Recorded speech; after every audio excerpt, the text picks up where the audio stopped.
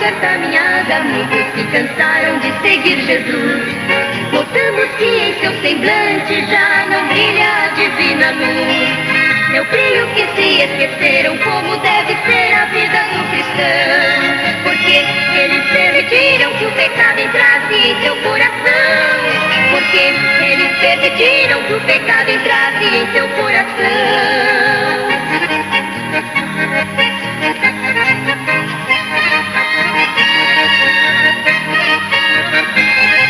Irmãos, eu fico muito triste quando vejo crentes perdendo o temor, vivendo em vaidades, no modernismo enganador. Quantos foram um exemplo de vida em santificação, que hoje se encontram caídos, já não têm certeza da salvação. Que hoje se encontram caídos, já não têm certeza da salvação.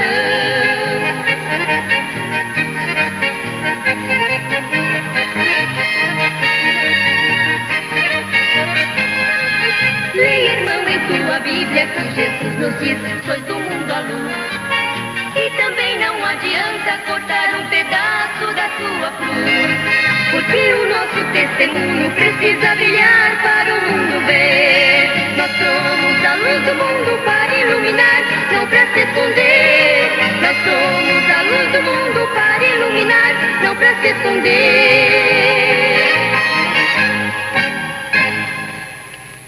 Prosseguindo hoje, falando sobre a doutrina de Cristo, vamos falar a respeito dos cabelos. Muitas pessoas têm escrito cartas perguntando a respeito de cabelos.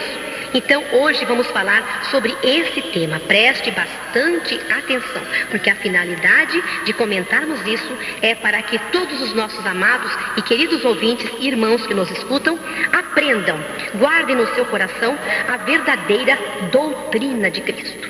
Vamos ler aqui em 1 aos Coríntios, capítulo 11, versículos 14 e 15. Ou não vos ensina a mesma natureza que é desonra para o varão ter cabelo crescido? Mas ter a mulher cabelo crescido lhe é honroso, porque o cabelo lhe foi dado em lugar de véu. Porque a mulher tem que estar coberta com seus próprios cabelos, porque se ela não tem o seu cabelo, ela terá que cobrir-se com véu. Mas Deus deu o véu natural para a mulher, que é o seu próprio cabelo. Então, ela estando com seus cabelos crescidos, ela está coberta em sinal de submissão. Mas para o homem estar coberto com seu próprio cabelo, isso já é motivo de desonra. Aqui vejamos que Paulo estava falando a uma igreja cristã, que era a igreja de Corinto.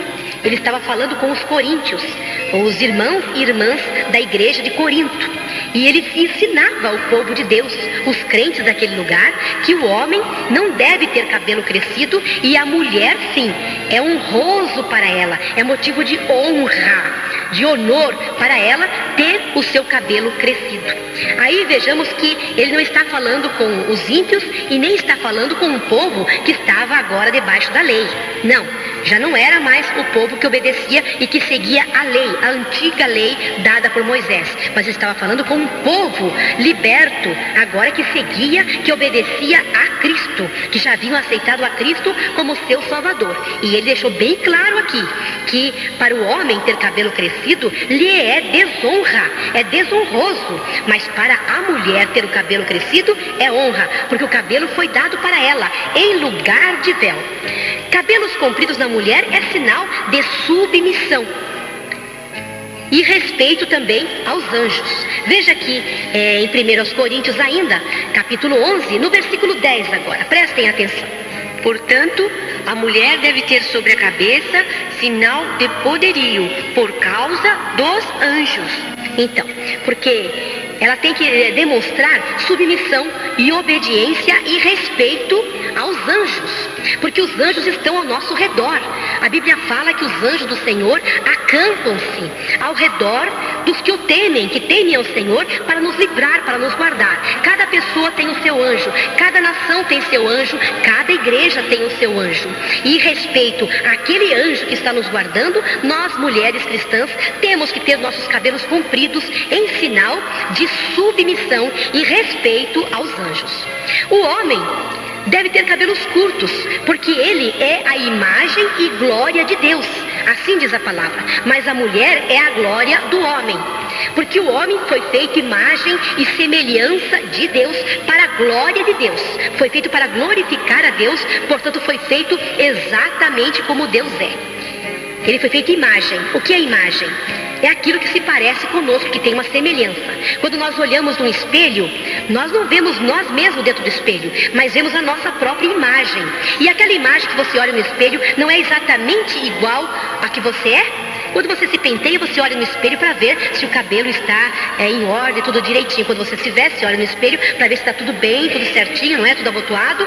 Então você está vendo ali no espelho a imagem do seu corpo, a imagem do seu cabelo, a imagem do seu rosto, a imagem da sua sobrancelha, do seu nariz, da sua boca. Tudo exatamente como se fosse uma fotografia ali no espelho. E assim o homem foi feito, a imagem e semelhança. Semelhança é algo que é muito parecido, que é quase igual ou talvez igual a Deus, porque o homem foi feito semelhante, parecido, quase igual a Deus. Então ele foi feito para a glória de Deus.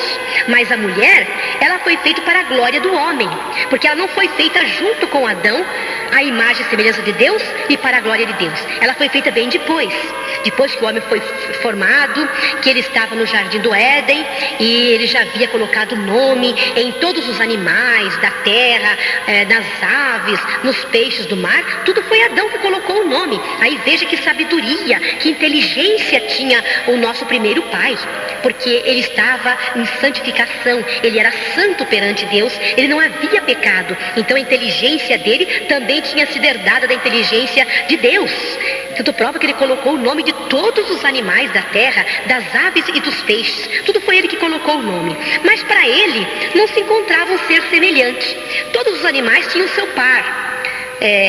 Os tigres, as onças, até os répteis, as aves tinham seu par, os peixes, mas para o homem não tinha ninguém que fosse semelhante a ele. Ele era sozinho e solitário naquele jardim. Então Deus fez uma mulher unicamente para ser adjutora, ajudadora e companheira do homem. Então ela foi feita para a glória do homem. Veja aqui em 1 Coríntios, capítulo 11, versículo 7, a confirmação dessas palavras. O varão, pois, não deve cobrir a cabeça, porque é a imagem e glória de Deus, mas a mulher é a glória do varão. Então, aqui é por isso que o homem não tem a sua cabeça coberta, nem usa cabelo comprido, porque ele é a imagem e glória de Deus.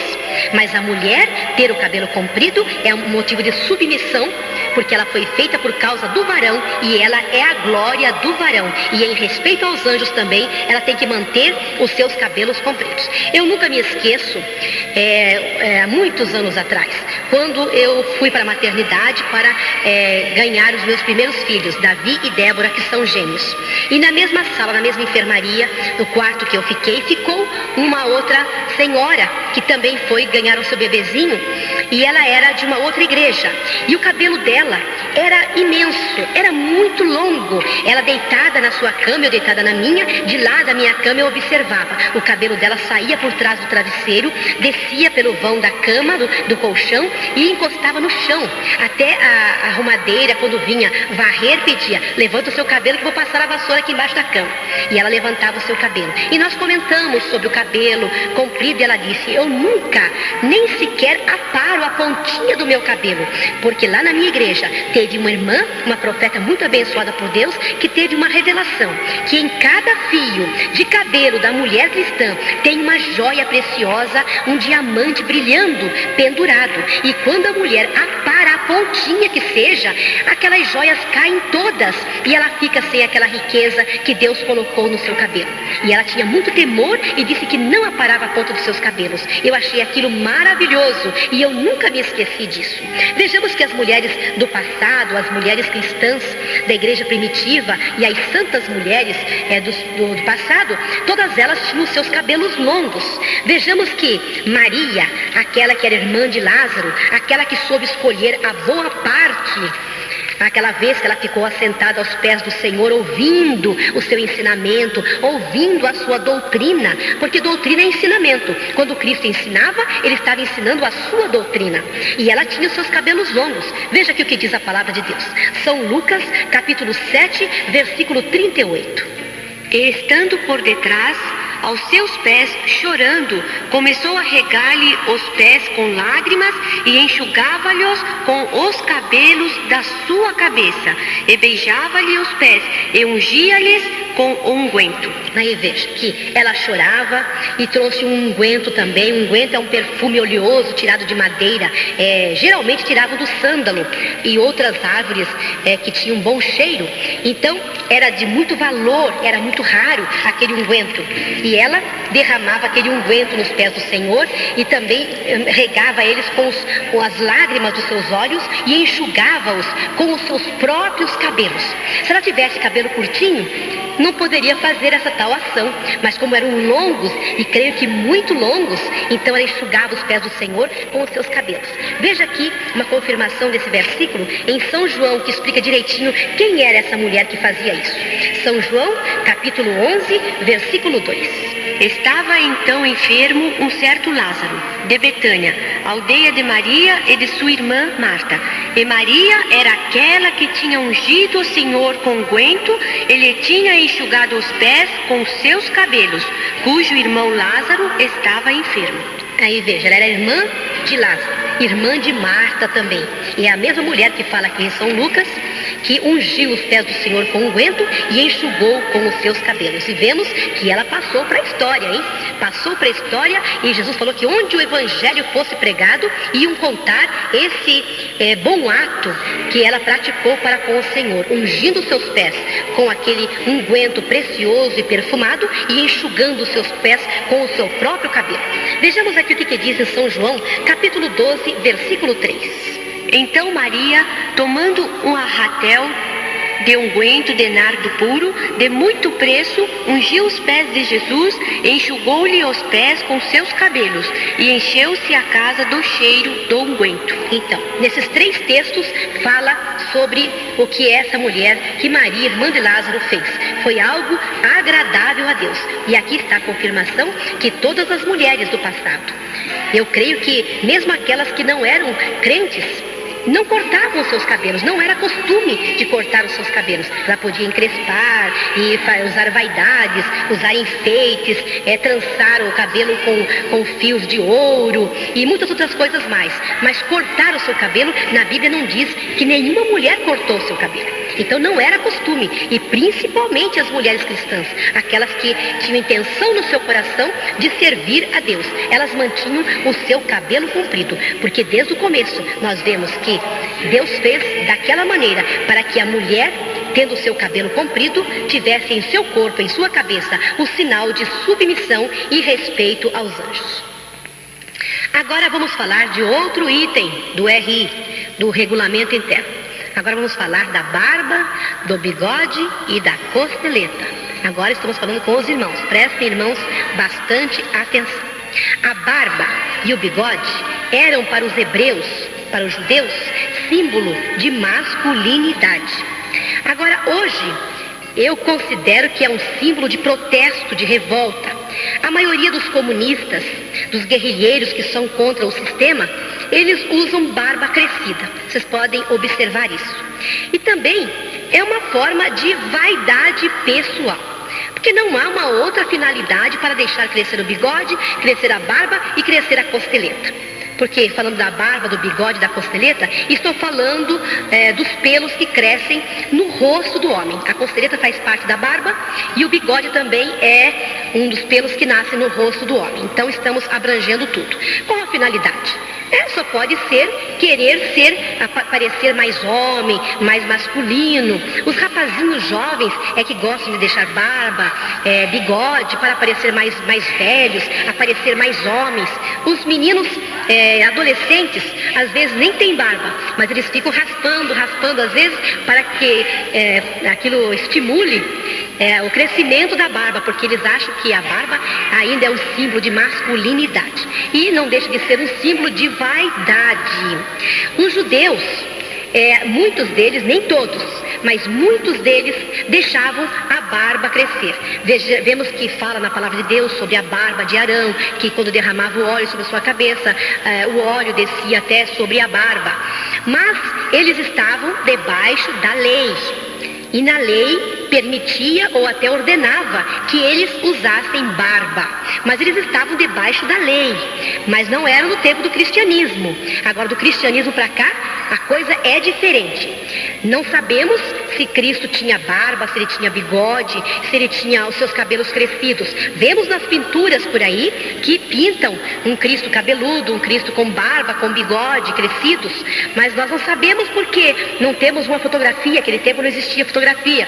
Não temos uma pintura que venha daquele tempo ainda. São coisas feitas agora muito depois, muito recentes. Então não temos certeza sobre isso. Mas mesmo que ele tivesse barba e bigode, ele nasceu debaixo do poderio da lei. Quando ele nasceu, ele estava ainda debaixo da lei, obedecendo a lei. E ele veio para cumprir aquela lei.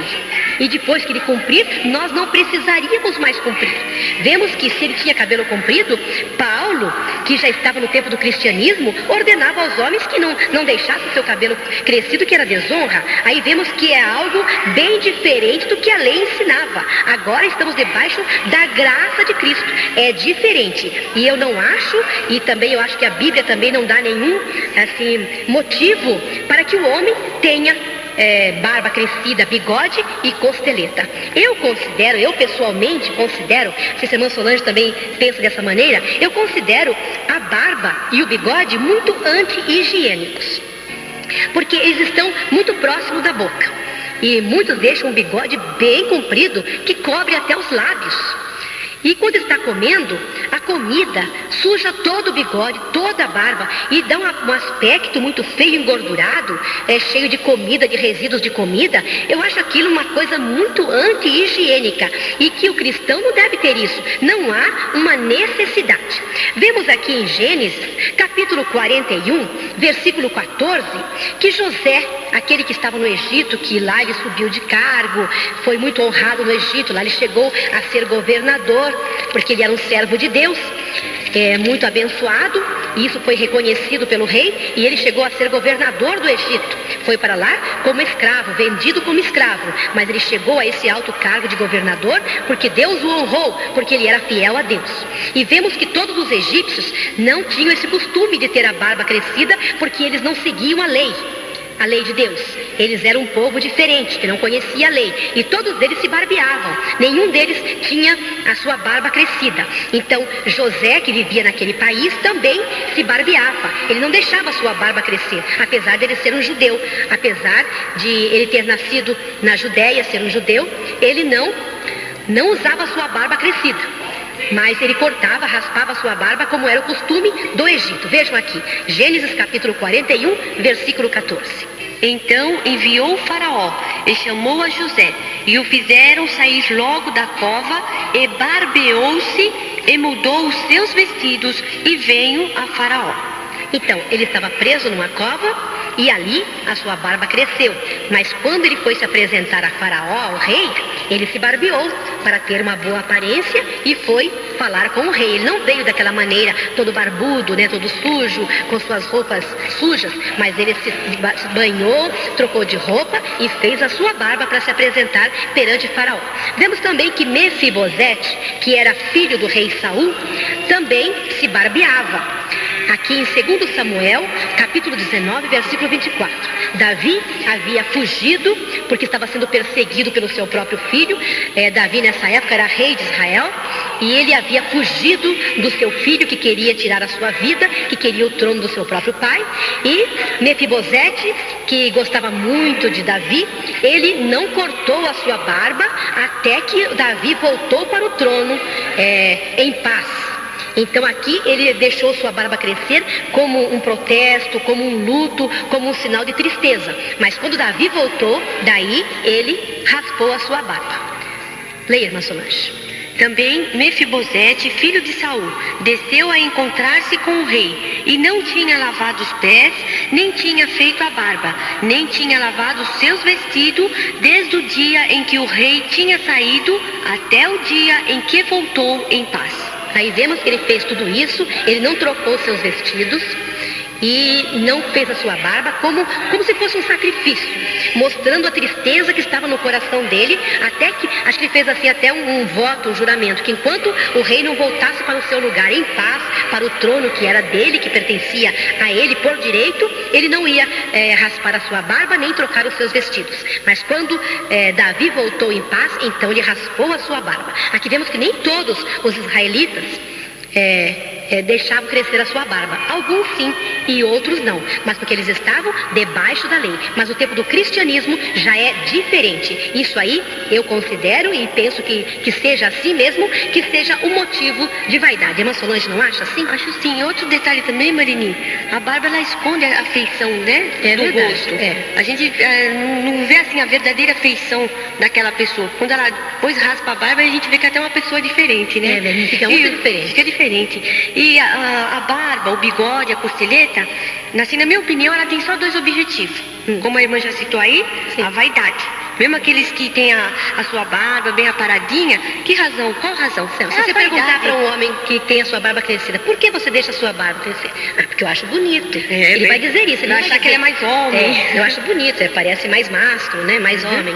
E o outro também objetivo é sinal de falta de higiene, tristeza. Podemos observar o mendigo. Como ele começa a ficar mendigando, a primeira coisa que a gente observa nele?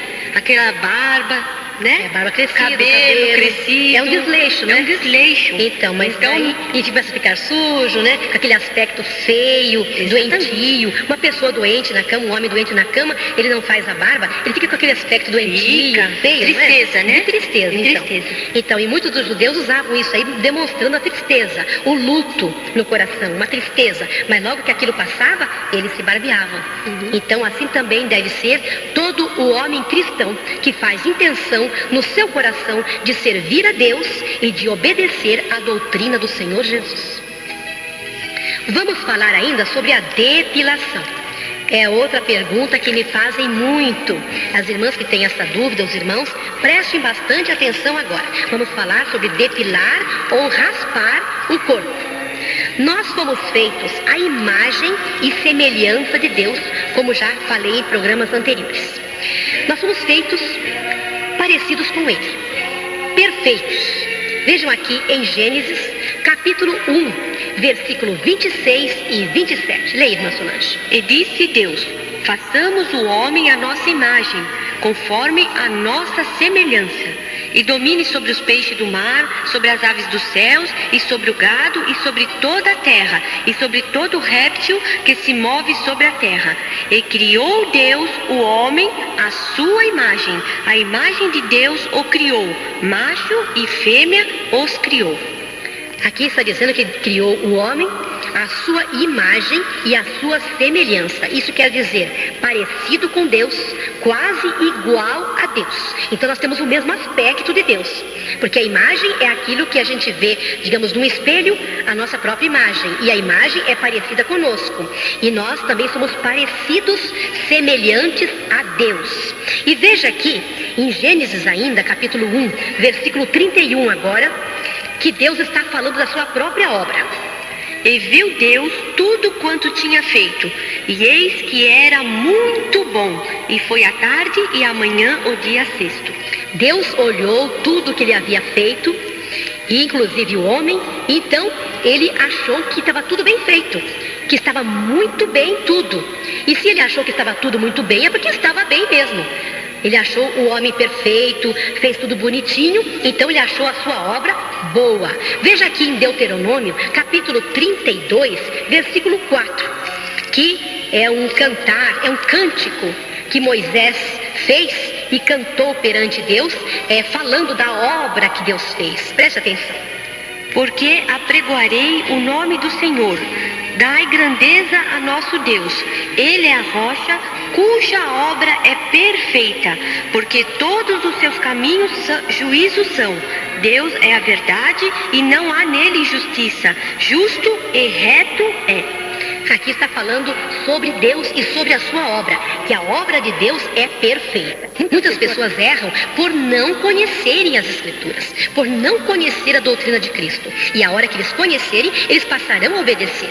Porque estão errando, estão fazendo essas coisas, porque os seus pastores, os dirigentes da sua igreja, não ensinam a verdadeira doutrina de Cristo. Eles têm medo de perder, muitas vezes, os seus crentes, achando que ensinando eles vão se afastar. Não estou preocupado com a salvação daquela alma, claro, mas aquele que se afastar é porque não é de Cristo e não quer ouvir a palavra de Deus. Porque aquele que é de Cristo, ouve a palavra de Cristo. Então esse se afastar porque não é de Cristo. Mas aquele que tem vontade, que tem desejo de ser salvo e quer entrar pelo caminho da verdade, esse ouve e obedece a palavra de Deus e obedece a doutrina de Cristo. Antigamente nós vemos que só as prostitutas se pintavam. A mulher que era honesta, que era cristã, que era uma mulher direita, não se pintavam não, até, não digo assim, muitos tantos anos, 100 anos, 70 anos, as mulheres não se pintavam. Quando se pintava muito, podia saber que era uma mulher de má vida. Eu me lembro que minha mãe contava casos de mulheres prostitutas que se pintavam, que usavam aquele pó de arroz, usavam carmim, que um ruge no rosto, e aquilo era um escândalo. As mulheres honestas atravessavam a rua, cortavam volta dessas mulheres, porque sabiam que eram mulheres de má vida. E aqui na Bíblia mesmo fala sobre o enfeite e a pintura da mulher prostituta. Vejamos aqui em Provérbios, capítulo 7, versículo 10, o que fala sobre isso? E eis que uma mulher lhe saiu ao encontro, com enfeites de prostituta e astuto coração. Aí veja, que os enfeites das prostitutas eram diferentes. Não era o mesmo enfeite da mulher cristã. O enfeite da mulher cristã é com modéstia, é com sinceridade, com honestidade. Agora os enfeites das prostitutas eram diferentes, inclusive as pinturas. Aqui em Ezequiel 23, versículo 40, também fala sobre a pintura da prostituta. Preste atenção. E o que mais mandaram vir uns homens de longe, foram-lhes enviado um mensageiro, e eis que enviaram, por amor deles te lavaste, coloriste os teus olhos, e te ornaste de enfeites. Aqui está falando no texto, veja aí, irmã Solange, no texto, no começo, está falando de duas prostitutas. O Aola e o Aliba, as duas meretrizes. Então, meretriz, prostituta, mulher de má vida, tudo é a mesma coisa. Então, aí no texto, como nós lemos só um versículo, muitas pessoas pensam, mas não está falando de prostituta. Sim, todo o texto, se vocês quiserem ler na sua casa, leiam todo o texto, o capítulo 23, está falando dessas duas prostitutas, que simbolizavam duas terras de Israel, que se prostituíram perante o Senhor.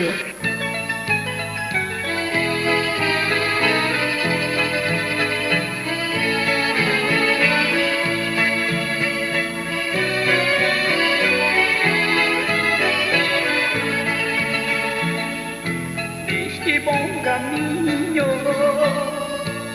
não estou sozinho, bom companheiro, comigo está o Espírito Santo, que me guarda e guia, de noite e de dia, em todo lugar. E na santa luz, carregando a cruz, sigo a caminhar. Em minha vida, tudo mudou. Agora eu sou espiritual. Jesus Cristo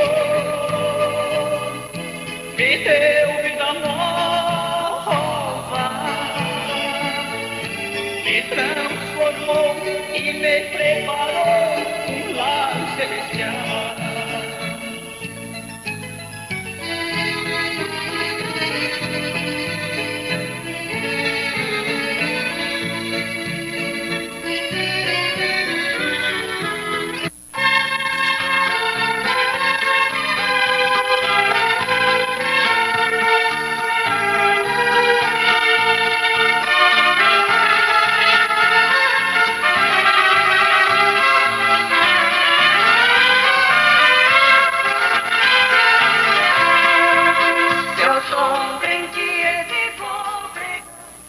Vejamos aqui também em Jeremias, capítulo 4, versículo 30, que fala a mesma coisa sobre a prostituta. Preste bastante atenção, você que nos ouve em casa, que tem desejo também de seguir a verdadeira doutrina de Cristo, que crê que esse é o único caminho que temos que seguir para sermos salvos. Preste bem atenção agora o que diz a palavra de Deus. Agora, pois, que farás, ó assolada? Ainda que te vistas de carmesim, ainda que te adornes com enfeites de ouro, ainda que te pintes em volta dos teus olhos com um antimônio, debalde te farias bela. Os amantes te desprezam e procuram tirar-te a vida. Aí está falando de uma prostituta também que tinha amantes, que se enfeitava com vestidos carmesim, vermelhos, e que pintava em volta dos seus olhos, que se cobria de joias de ouro para se fazer mais bela. Mas está falando de prostituta, não está falando de mulher cristã. Então, esses exemplos não servem para nós. Nós não podemos mudar a nossa aparência com pintura, porque isso não agrada a Deus e nós estaríamos demonstrando que não há sinceridade nem honestidade no nosso coração. Porque antes quem fazia isso eram as prostitutas. Então, se nós nos pintarmos, é um símbolo da prostituição na nossa vida. Aqui, o salmista pergunta: até quando amareis a vaidade? É Deus falando através da boca do salmista. Até quando amareis a vaidade? E a pintura não é outra coisa senão vaidade. Qual a finalidade de uma mulher pintar seus olhos, pintar sua boca, pintar suas unhas, pôr maquilagem no rosto? Qual a finalidade? Para ficar mais feia? Ela quer ficar mais bonita, mas às vezes acaba ficando mais feia. Que tem umas pessoas aí que se pintam, as mulheres, aquelas bem idosas principalmente, que usam aquela pintura carregada, mas ficam tão ridículas, tão feias, que às vezes eu fico observando assim em elevadores, em lugares públicos que eu vou, e em certos países, que tem países aí que as mulheres se pintam tanto mais que as brasileiras. E eu fico observando, se essa mulher não pusesse tanta pintura assim, ou não pusesse nada, ela ficaria mais bonita do que ela está. Elas pensam que ficam bonitas, mas elas ficam horrorosas, ficam ridículas. E isso aí é vaidade. Mas aqui está perguntando: até quando amareis a vaidade? Salmos, capítulo 4, versículo 2. Filho dos homens, até quando convertereis a minha glória em infâmia? Até quando amareis a vaidade e buscareis a mentira? Aqui ele está perguntando até quando vai transformar a glória de Deus. Quem é a glória de Deus? O homem e a mulher. Até quando vai transformar a glória dele que ele fez para a sua imagem, para seu louvor, para a sua glória, em infâmia? Até quando vão fazer isso? Até quando vão amar a vaidade? Chega, basta. Vamos amar a Deus acima de todas as coisas, que é o mandamento do Senhor. Amar a Deus de todo o nosso coração, mas não amar a vaidade. O crente não ama mais a vaidade. Ele já foi transformado, já foi liberto dessas coisas. Isso aí é para o povo do mundo, que não conhece a Deus, que não tem o amor de Deus no seu coração. E aqui também, aos Efésios capítulo 4, versículo 17, ordena: não andeis mais como esse povo do mundo. Veja como diz a palavra de Deus. E digo isto, e testifico no Senhor, para que não andeis mais como andam também os outros gentios, na vaidade do seu sentido. Para nós não andarmos mais como andam os outros gentios, na vaidade do seu próprio sentido. Aquilo que ele vê, aquilo que ele observa. Então ele anda na vaidade do seu próprio sentido. São vaidosos. Para ele o que importa é a aparência. Não importa o coração. Mas Deus olha o nosso íntimo. Não ao que está do lado de fora. Nossa beleza não tem que ser por fora, tem que ser por dentro. E aqui manda para não andarmos mais. Antes nós andávamos assim. Nós vivíamos entregues totalmente à vaidade. Eu mesmo fui uma jovem muito vaidosa. Não digo que eu usei muita pintura assim, nunca usei, porque eu temia o meu pai. Naquele tempo eu não temia a Deus, eu temia o meu pai. E graças a Deus o meu pai foi um homem que compreendeu a doutrina, apesar de ele não estar numa igreja muito santa. Ele estava numa igreja denominacional e ali as mulheres eram muito vaidosas. Mas ele havia entendido a verdadeira doutrina de Cristo. Ele entendia a palavra de Deus. Então ele nunca permitiu que eu, sou filha única, e minha mãe, que nós usássemos vaidade. Ele nunca permitiu porque ele sabia que aquilo não era certo. E muitas coisas eu não fazia por medo do meu pai, porque ele era muito enérgico. Então eu não fazia. Então, mas uma maquilagem assim leve, um pó compacto, eu não saía de casa sem passar. Parecia que estava me faltando alguma coisa, porque eu já havia acostumado. Mas agora a palavra do Senhor manda não andar mais como você andava antigamente. Tem que haver uma mudança, uma transformação. Isso não serve mais para nós e não tem nenhuma importância mais para nós. Não tem nenhuma validade. Qual é a validade? Ficar mais bonita? Não interessa isso mais para nós. A nossa beleza já não é mais aquela por fora. Agora nós nos preocupamos em ser belas para Cristo. Mas isso aí é interiormente, no nosso espírito, fazer a vontade de Deus, santificar a nossa vida. É isso que Cristo acha bonito e não a beleza física. Agora, se tem alguém que está se sentindo um pouco feia, isso aí é problema do coração, hein? Não é uma enfermidade, mas é uma tristeza, porque a Bíblia diz que a alegria do coração deixa o rosto bonito. Se você quer ficar bonita, tenha a alegria de Cristo no seu coração. Veja aqui o que diz em Provérbios, capítulo 15, versículo 13, que vai falar a respeito disso, porque às vezes nós estamos tristes por um motivo ou por outro, estamos insatisfeitas com a nossa vida ou mesmo com a nossa aparência, então o nosso rosto fica triste, abatido, desbotado. Mas se o coração está transbordando de contentamento do Senhor, então aquilo reflete no nosso rosto. Quem olha para o nosso rosto já diz: por que você está tão alegre hoje? Por que eles notam? Por que você está triste hoje? Você está com a cara triste, diferente. E por que você está feliz hoje? Por que você está alegre? Teu rosto está diferente. Por quê? O rosto fica bonito com a alegria do nosso coração. Escute aqui o que fala a palavra do Senhor. O coração alegre aformoseia o rosto, mas pela dor do coração o espírito se abate. Então, se o rosto está abatido, porque há tristeza no coração. Mas nós crentes, nós temos motivo para muita alegria. Não temos, irmã Solange? Temos, nós já vimos no programa anterior, né? É verdade, já falamos sobre alegria, né? Nós temos muitos motivos para ser alegre. Então, todas nós cristãs temos possibilidade de sermos bonitas. Talvez não para o mundo, né? Mas para Deus somos bonitas. O nosso rosto está resplandecendo, como o rosto de Moisés, que viu o Senhor, né? Nós vivemos também todos os dias ao lado do Senhor, convivemos com Ele. Então o nosso rosto tem que estar resplandecendo da graça de Cristo, bonito, formoso pela alegria de Cristo que transborda do nosso coração. Aqui também na palavra do Senhor fala de mais uma beleza, que a beleza dos velhos são os seus cabelos brancos. Provérbios capítulo 20, versículo 29. Agora, a mulher, o homem, muitas vezes quando começa a envelhecer, é um processo natural da natureza, que os cabelos comecem a envelhecer também e com isso ficarem brancos. Porque tudo aqui envelhece, tudo, por causa do pecado, né? Adão, se ele não houvesse pecado com Eva, eles seriam eternos, eles não iriam morrer nunca, não iriam envelhecer, porque a velhice vem em consequência do pecado para que venha a morte, né? Então a pessoa vai envelhecendo, isso é natural, todo mundo envelhece, mas tem pessoa que não se conforma com a velhice. E aqui a Bíblia fala que os velhos são bonitos, presta atenção. Provérbios capítulo 20, versículo 29. O ornato dos mancebos é a sua força, e a beleza dos velhos as cãs.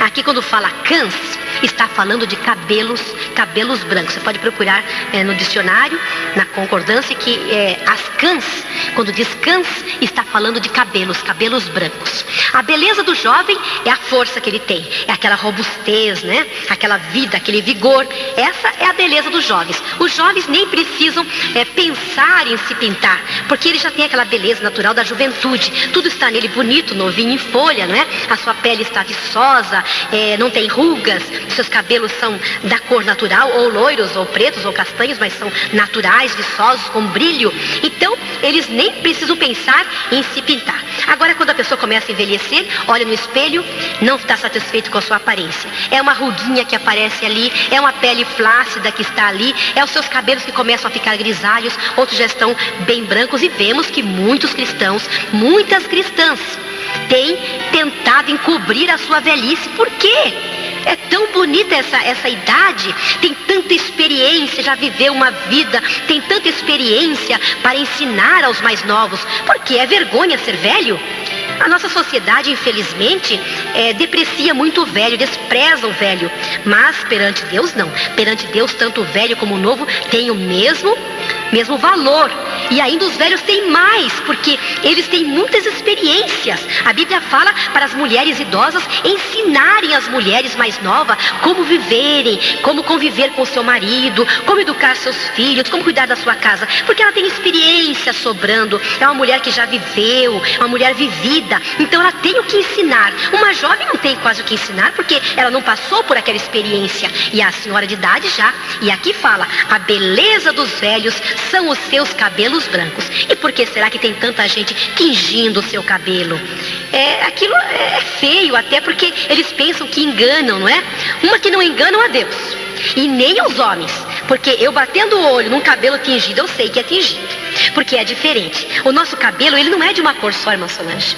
Ele não é totalmente preto, nem totalmente castanho, nem totalmente loiro. Ele é composto de fios de vários matizes, de várias cores. Você fica assim no sol, você observa uma pessoa no sol, tem fios ali de várias cores, e quando tinge fica uma cor só. Fica uma coisa fica só, né? Preto demais, ou então um castanho, então um loiro diferente. Depois desbota, fica tão horrível. Desbota, tem que tingir a cada 15 dias, né? Senão as raízes já começam a despontar branquinha. E as pessoas que tingem, coitadas, estão tão enganadas pelo diabo, estão tão cegas, né, pelo diabo, que elas pensam que a gente não percebe. E tem irmãs que eu chamo a atenção, porque é necessário chamar, porque a doutrina, né, da Igreja de Deus e Amor, baseada na doutrina de Cristo, não permite que as mulheres tenham essa vaidade. E algumas mulheres que eu tenho ido conversar, falando dos seus cabelos, a maioria nega. Até hoje não teve nenhuma que confessou: ah, irmã Irene, na verdade eu tingi meu cabelo, eu achei que estava ficando feio. Nenhuma. Todas elas, cada uma dá uma desculpa diferente. Uma diz que usa uma loção lá para fortalecer o cabelo e acabou escurecendo o cabelo sem querer. Sabemos que são desculpas e mais desculpas, mas perante Deus, naquele último dia, não vai haver desculpa. Porque pode desculpar conosco, eu posso até acreditar, né? Por amor que eu tenho aos meus irmãos, pela, né, pena de ver a fraqueza dele, ou então por minha própria cegueira, eu posso acreditar que ela não tingiu, que aquilo ela fez sem querer. Mas perante Deus, Deus conhece o coração do homem, e Ele sabe a intenção de cada coração. Por que a pessoa fez aquilo? Pode enganar a todo mundo, mas não engana a Deus, não é verdade? São desculpas que usam. Outras dizem: não, eu não tinjo, meu cabelo é dessa cor mesmo. Mas eu conheci aquela pessoa com cabelo grisalho, como estão os meus agora, como é que de repente ficou preto? Eu nunca vi isso aí, essa reversão. Não quer assumir que foi uma tintinha que passou ali. Então, eu nunca vi o cabelo branco ficar preto de novo naturalmente. Nunca, isso não existe. É natural que ele vá ficando cada vez mais branco, até que fique totalmente branco, quando a pessoa está bem idosa, não é? Então, vamos cuidar mais da nossa vida e procurar obedecer de todo o nosso coração, tirar a vaidade do nosso coração, porque isso não leva a nada. Salomão olhou em tantas coisas nesse mundo e concluiu que tudo aquilo era vaidade. Vaidade de vaidade, tudo é vaidade, concluiu o pregador, que era aquele homem tão sábio, Salomão, que foi tão sábio que Deus deu tanta sabedoria para ele. Ele viu tanta vaidade. O que é vaidade? É uma coisa vã, uma coisa que não tem valor, que é passageira. Se alguém puder me provar, pode me escrever, pode vir aqui pessoalmente, me provar que a pintura no rosto, nos olhos, nos lábios, nas unhas, no cabelo, não é vaidade, é uma necessidade, então eu passarei a crer. Mas tem que provar dentro da Bíblia, porque a doutrina que nós seguimos é a doutrina da Bíblia, da palavra de Deus, a doutrina de Cristo. Se você me provar que há necessidade da mulher se pintar, então eu crerei. e passarei a ensinar isso dessa maneira, mas do jeito que é, como eu tenho lido, como eu tenho aprendido do Senhor e tenho transmitido a vocês, eu tenho aprendido que isto é desnecessário e é pecado e é vaidade. E vaidade é coisa vã, coisa passageira. Eu já li um certo homem mundano dizendo que a mulher tem obrigação de se manter bela em respeito, olha, veja bem que coisa maligna, em respeito aos outros que estão olhando para ela. Já pensou? É um modista, um homem que desenha modas, que disse que toda mulher tem obrigação de se manter bela, que ele era a favor da cirurgia plástica para manter a mulher bela, porque era um respeito que ela tinha para o outro ser humano que olhava para ela, para não achar ela feia, para não ferir a vista do outro que estava olhando para ela. Mas esse homem, será que ele teme a Deus? Não teme, ele é um ímpio e nós não podemos andar segundo o conselho dos ímpios. Bem-aventurado o homem que não anda no conselho dos ímpios, mas que tem o seu conselho é baseado, ele aprendeu o conselho na palavra de Deus, porque esta palavra, essa doutrina pode nos aconselhar, porque é uma doutrina verdadeira, é um conselho de Deus e não conselho do homem. Vamos seguir o conselho da doutrina de Cristo, não o conselho de mulheres como Jezabel, não conselho de prostitutas que se pintavam, não conselho de homens malignos que tentam colocar na cabeça da mulher. Outra mulher também ímpia, muito vaidosa, eu li que ela falou que, como nós vamos no dentista para consertar um dente, também podemos ir no cirurgião plástico para consertar a nossa aparência. Não tem nada a ver, o dente dói, não é? Quando estraga, nós temos que usá-lo, ele começa a doer, então não há outra maneira, mas o rosto não dói. Isso aí é vaidade, temos que assumir isso, vamos obedecer à doutrina de Cristo. Aprendido desde criança, amar um só Deus, um só Senhor. Tenho aprendido desde criança a louvar e bendizer ao Deus de amor. Eu tenho sido tão feliz, você também pode ser. Cristo é a razão do nosso viver. Eu tenho sido tão feliz, você também pode ser. Cristo é a razão do nosso viver. Vocês podem abrir suas Bíblias em São Marcos, capítulo 1, versículo 27. Preste bastante atenção que a irmã Solange vai ler. E todos se admiravam a ponto de perguntarem entre si, dizendo: que é isto? Que nova doutrina é esta? Pois com autoridade ordenava aos espíritos imundos e eles lhe obedecem. Aqui nós vemos que Jesus trouxe uma nova doutrina. O povo judeu estava admirado, como vocês ouviram aí, e perguntavam entre si, quando ouviam Cristo pregar, Cristo ensinar, Cristo expulsar os demônios e falar com tanta autoridade, coisa que eles nunca tinham visto em nenhum rabino, em nenhum pregador na sinagoga. Então eles ficaram admirados e perguntavam entre si: que nova doutrina é essa? Que nós nunca ouvimos, porque essa doutrina foi Cristo que trouxe, é a doutrina dele, do Pai e de Cristo. Então eles nunca tinham visto isso, porque antes eles ouviam a leitura dos pergaminhos sagrados, da lei, dos profetas, mas nunca tinham visto nada igual o que Cristo ensinava. Então vemos que Cristo trouxe uma nova doutrina. E o que é doutrina? Doutrina quer dizer ensinamento. Ele trouxe um novo ensinamento. Até ali eles estavam acostumados com o ensinamento da lei, mas agora o ensinamento era diferente e eles estavam admirados com a doutrina de Cristo. Aí vocês veem que Cristo trouxe uma doutrina e nós temos que aprender essa doutrina de Cristo e temos que guardá-la em nosso coração. As igrejas cristãs deveriam todas obedecer essa doutrina maravilhosa que Cristo trouxe. E a igreja pentecostal Deus e Amor tem se empenhado em cumprir, em obedecer essa doutrina que Cristo trouxe. E por isso foi feito um regulamento interno para aqueles que não conhecem muito bem a Bíblia, possam, baseados no RI, regulamento interno, saber qual é a doutrina de Cristo. E vemos que muitos irmãos, irmãs, mesmo membros da Igreja Pentecostal Deus e Amor, não conhecem nem a Bíblia, nem a doutrina de Cristo e nem o regulamento interno da Igreja Deus e Amor, que é baseado nessa doutrina. Porque fazem perguntas que estão escritas, que estão respondidas no RI. Então é sinal que não conhecem. E é algo muito maravilhoso que todos os obreiros, dirigentes de campo, de congregações, deveriam ensinar constantemente na sua congregação, para que todos saibam qual é a doutrina de Cristo e possam obedecê-la. Vejamos que a igreja primitiva, mesmo depois que Cristo foi morto, ressuscitou, voltou ao Pai, a igreja primitiva permaneceu nessa doutrina.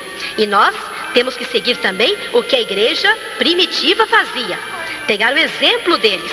Vejam aqui em Atos dos Apóstolos, capítulo 2, versículo 42, o que diz: E perseveravam na doutrina dos apóstolos, e na comunhão, e no partir do pão, e nas orações. Aqui diz que eles perseveravam, se mantinham naquela doutrina que Cristo havia deixado e seus apóstolos continuavam ensinando. Então, a doutrina que nós seguimos hoje em dia é a doutrina de Cristo, que foi ensinada por Cristo e continuou sendo ensinada pelos apóstolos e chegou até os nossos dias. É totalmente baseada na Bíblia. E é por isso que temos que obedecer, porque Jesus se agrada da obediência.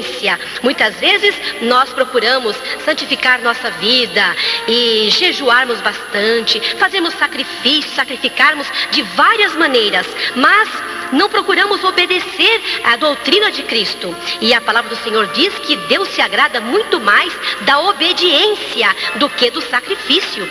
E muitas vezes nós sacrificamos tanto nossa vida, jejuamos tanto, sacrificamos a nossa carne, mas não temos o mais importante que agrada a Deus, que é a obediência. Então agora, nós conhecendo essa doutrina maravilhosa, vamos fazer tudo para obedecê-las. Agora então preste atenção, que vamos falar agora ainda da doutrina. Há pessoas que não têm firmeza por falta de conhecimento, muitas vezes, por ignorância. Ele não sabe muito bem o que a Bíblia fala a respeito de certos ensinamentos, de certas doutrinas. Então, quando uma pessoa vem a ele ensinando outra doutrina, ele é levado pela ideia daquela pessoa, por aquela doutrina diferente, e acaba pecando contra o Senhor, se afastando da verdadeira doutrina e até se afastando da igreja, onde aceitou a Jesus.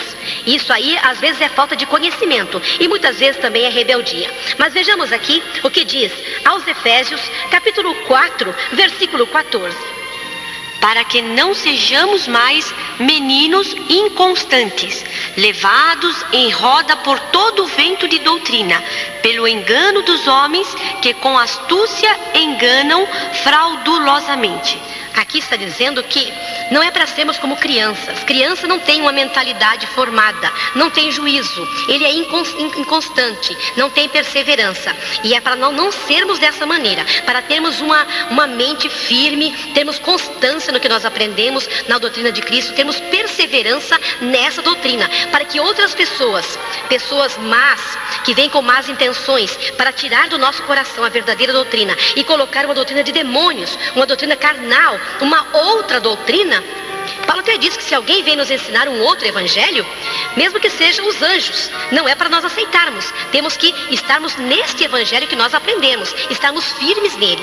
Alguém pode querer vir ensinar a doutrina da reencarnação, e eles procuram pegar textos isolados da Bíblia para poder incutir na mente dos cristãos que seguem a verdadeira doutrina. Eles procuram incutir que a reencarnação é verdade. Mas se nós conhecemos a palavra de Deus, conhecemos a doutrina de Cristo, vamos ter certeza que aquilo não é uma doutrina verdadeira, que é uma doutrina errada. E muitos cristãos têm sido levados por essas doutrinas como disse aqui aos Efésios 4,14. Como meninos que não têm firmeza ainda, onde o que alguém ensina, ele acredita, porque ele não tem base, ele não conhece a verdadeira doutrina, ele não conhece a fundo a palavra de Deus. Por isso que eu acho muito importante nós examinarmos as Escrituras, não somente lermos, ou então nos contentarmos em ouvir o pregador pregar.